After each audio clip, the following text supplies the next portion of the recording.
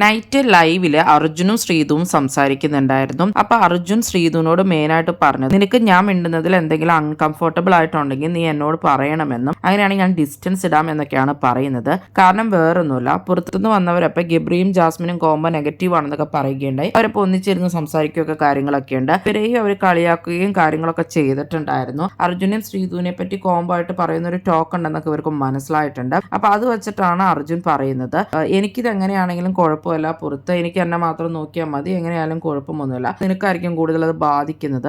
അപ്പൊ അങ്ങനെയൊക്കെ എന്തെങ്കിലും ടോക്കൊക്കെ വരുമ്പോൾ നിനക്ക് പാടാണെങ്കിൽ നീ എന്നോട് മിണ്ടണ്ടാന്ന്, ഒരു ഡിസ്റ്റൻസ് ഇട്ട് മിണ്ടിയാൽ മതി എന്നൊക്കെയുള്ള രീതിയിലാണ് അർജുൻ ശ്രീതുവിനോട് പറയുന്നത്.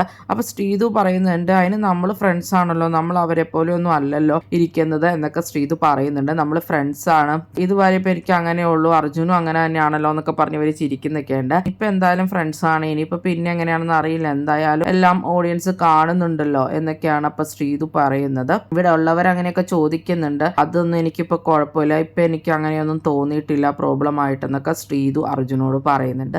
അർജുൻ ശ്രീതുവിനോട് പറയുന്നുണ്ട്, എനിക്ക് ട്രസ്റ്റ് ചെയ്യാൻ പറ്റുന്ന ഒരാളാണ് നീ, അതുപോലെ തന്നെ ആർക്കെങ്കിലും എന്തെങ്കിലും പാടില്ലാണ്ട് വന്നാലും നീ അപ്പൊ തന്നെ എന്നെ പോലെ തന്നെ വരാറുണ്ടെന്നും നമ്മുടെ കുറെ കാര്യങ്ങളൊക്കെ ഒരുപോലെയൊക്കെയാണെന്നുള്ള രീതിയിലാണ് അർജുൻ ശ്രീതുവായിട്ട് സംസാരിക്കുന്നത്. രണ്ടുപേരും അപ്പൊ ഒന്നിച്ചാണ് നിൽക്കാനാണ് അവർക്ക് താല്പര്യം, ഫ്രണ്ട്സ് ആയിട്ട് തന്നെ പോവാം എന്നൊക്കെയുള്ള രീതിയിലാണ് അവർ പറഞ്ഞിരിക്കുന്നത്. കൂടുതൽ ബിഗ് ബോസ് വീഡിയോകൾക്കും ബിഗ് ബോസിന്റെ ലേറ്റസ്റ്റ് ലൈവ് അപ്ഡേറ്റ്സിനുമായിട്ട് ചാനൽ സബ്സ്ക്രൈബ് ചെയ്യണം.